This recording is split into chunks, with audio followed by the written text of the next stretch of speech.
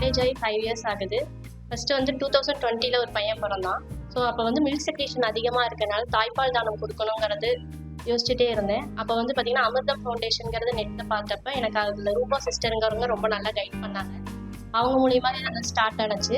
அதில் பார்த்தீங்கன்னா இப்போ மில்க் வந்து செக்ரேட் ஆகிறது அதிகமாக செக்ரேட் ஆகிறத எடுத்து நம்ம ஃப்ரிட்ஜில் ஸ்டோரேஜ் பண்ணி வச்சுக்கணும். அதை வந்து அவங்களே வாலண்டியர்ஸ் வந்து நம்ம கிட்ட இருந்து வாங்கிக்குவாங்க. அவங்களே போய் ஜிஹெச்சில் வந்து கொடுத்துருவாங்க. ஸோ அதனால பார்த்தீங்கன்னா இது மூலயமா வந்து நம்ம குழந்தைங்க மட்டும் இல்லாமல் மற்ற எல்லா குழந்தைங்களுக்கும் அது வந்து பயன்படுது. நம்மனால மற்றவங்க நல்லா இருக்கணுங்கிற ஒரு மோட்டோவால் இதை ஸ்டார்ட் பண்ணேன்.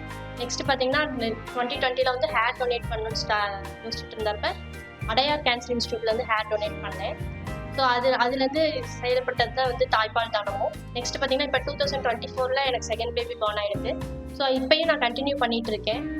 இது மூலிமா வந்து இப்போ பார்த்தீங்கன்னா 17 லிட்டர்ஸ் ஆஃப் பிரெஸ்ட் மில்க் வந்து நான் டொனேட் பண்ணியிருக்கேன். இதில் பாதி பேத்துக்கு வந்து இன்னும் கொஞ்சம் அவேர்னஸ் வரல.